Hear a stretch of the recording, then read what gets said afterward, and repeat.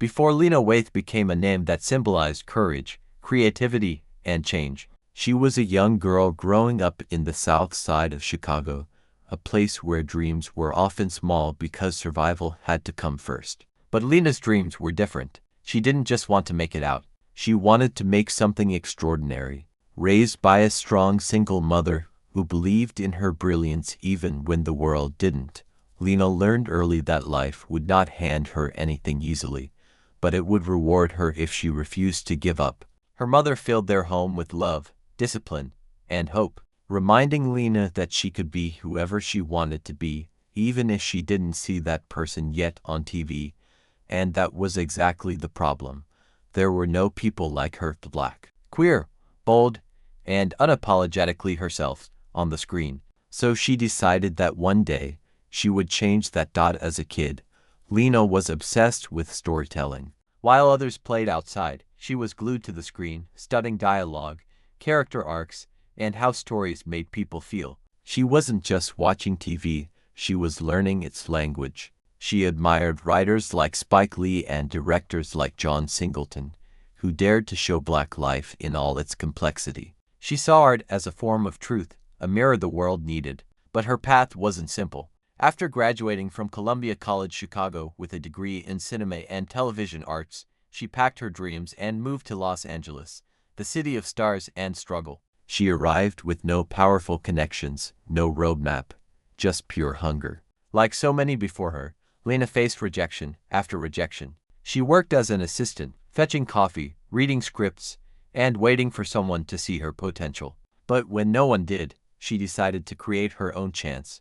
Her early years in Hollywood tested her spirit. She watched others rise faster, get noticed quicker, and land the roles she dreamed of. But Lena refused to compare her lane with anyone else's. She understood that her story would unfold in divine timing. She kept writing, late nights, early mornings, no excuses. Her voice was unique, and she knew it. She didn't write to fit into Hollywood. She wrote to change it. Every word she put on paper was infused with honesty, the kind that cuts deep because it comes from lived experience. She wrote about identity, race, queerness, and pain, the things that made people uncomfortable. But that's what made her stories powerful. Her first breakthrough came when she started writing for TV shows like Girlfriends and The Game, where she learned the mechanics of television storytelling, structure, dialogue, pacing. But it was when she joined the writing staff of Master of None that everything changed. Working alongside Aziz Ansari, Lena poured herself into the character of Denise, loosely based on her own life. When it came time to write the episode Thanksgiving, Lena knew it was her moment. The episode was about Denise's coming-out story, not a typical sitcom moment, but a deeply emotional, personal, and revolutionary one. It told the truth about what it means to be Black and queer in a family that loves you but doesn't fully understand you. When Thanksgiving aired, it didn't just touch hearts, it made history. In 2017, Lena Waithe became the first Black woman to win an Emmy Award for Outstanding Writing for a Comedy Series. The world finally saw what Lena had always known: her voice mattered. But beyond the trophy, what truly mattered was what she represented. That night, she stood on the Emmy stage in a sharp suit, crown of confidence on her head, and spoke directly to every marginalized person watching.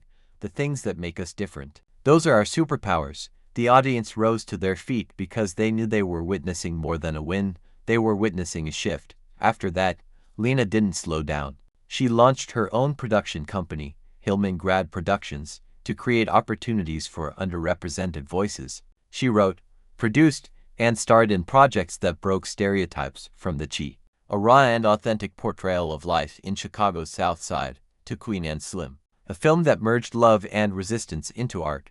Lena wasn't chasing fame. She was building legacy.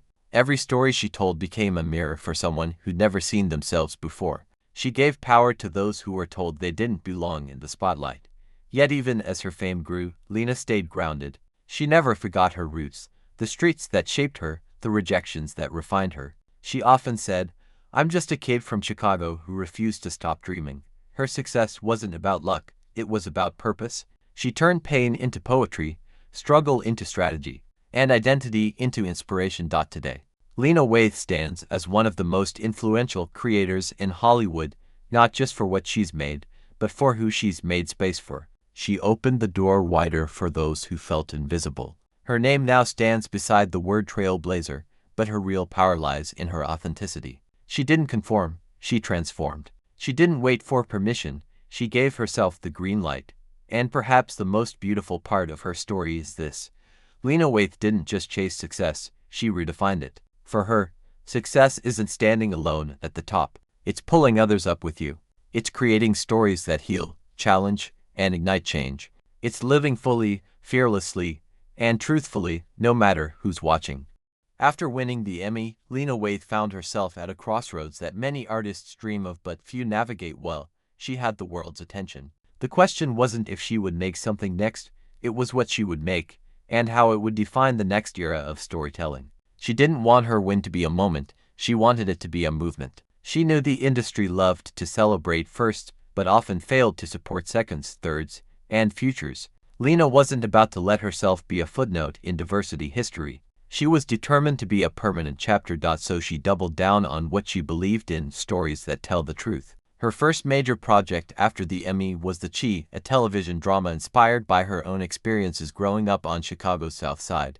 But Lena didn't romanticize her city, she humanized it. She wrote about real people with real struggles, dreams, and flaws. She showed the complexity of Black life, not just the headlines, but the heartlines. For Lena, The Chi was more than a show. It was a love letter to the people who raised her, and a challenge to a media system that often painted her community in one color. When The Chi premiered, it was raw, emotional, and full of truth, and audiences felt it. It wasn't just representation. It was revolution. As the show gained traction, Lena's influence expanded. She became a voice not only for Black artists but for queer creators, for women, for anyone who'd ever been told you don't fit. She used her platform to speak out, not softly, but boldly, about inclusion, equity, and artistic freedom. She knew change doesn't come from silence. It comes from confrontation wrapped in compassion. Her interviews became masterclasses in self-worth. "We don't need to wait to be invited to the table," she said. "We can build our own." That philosophy became the foundation of her next venture, Hillman Grad Productions, named after the fictional, historically Black college from a different world. For Lena, the name symbolized education, legacy, and imagination, everything she stood for. Through Hillman Grad, she began mentoring and financing projects for new filmmakers, many of whom Hollywood had overlooked. She knew what rejection felt like, and she refused to let talented people stay unseen because of their gender, race, or identity. Her company wasn't just producing films, it was nurturing futures. The message was clear: there is room for all of us at the top if we build a bigger table. Then came her next groundbreaking work, the film Queen and Slim, written by Lena and directed by Melina Matsoukas. It wasn't just a movie, it was a statement. It told the story of two Black lovers whose ordinary first date turns into an extraordinary road trip after an act of violence forces them to run. The film was raw, poetic, political, and powerful, a mirror reflecting both the beauty and pain of Black existence in America. Every frame carried purpose. Every word was truth wrapped in art. When it premiered, critics and audiences were stunned. It wasn't the kind of movie you watched and forgot, it was the kind you felt in your bones. But what truly set Lena apart was her ability to blend vulnerability with vision. She didn't just write scripts, she wrote emotions. Her words gave permission to others to be real, to live out loud. And even as her star rose, she carried her community with her. She never let fame dilute her authenticity. She wore her identity like armor and art, proud, visible, and unbothered by norms. She became the kind of figure she never saw growing up, a Black queer woman standing in her power, not apologizing for it, and making millions feel seen because of it. Yet her journey wasn't without backlash. In an industry where representation can be both celebrated and scrutinized, Lena faced critics who questioned her creative choices, her leadership, and her authenticity. But she never let noise drown her purpose. She often said, "I'm not here to be perfect, I'm here to be real." That became her mantra, not chasing perfection, but pursuing truth. She understood that every pioneer faces resistance, that every pathbreaker must walk through fire. And she did, gracefully, boldly, and without losing her spark. Beyond film and television, Lena became a cultural architect. She hosted Twenties, a show about a young queer Black woman navigating love, career, and identity, loosely based on her own life. She voiced animated characters, appeared in major productions like Ready Player One, and used every platform to amplify marginalized voices. But more importantly, she never stopped writing. Writing was her home, her weapon, her way of turning chaos into clarity. By her mid-30s, Lena Waithe had done what most people only dream of.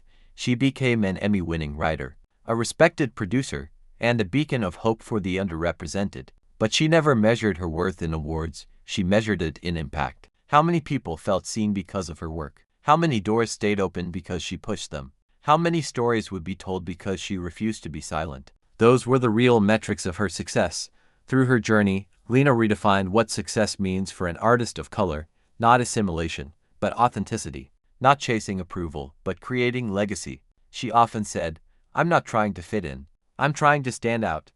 And she did, not just in Hollywood, but in hearts across the world. She became proof that when you stand in your truth, the world eventually adjusts to your light.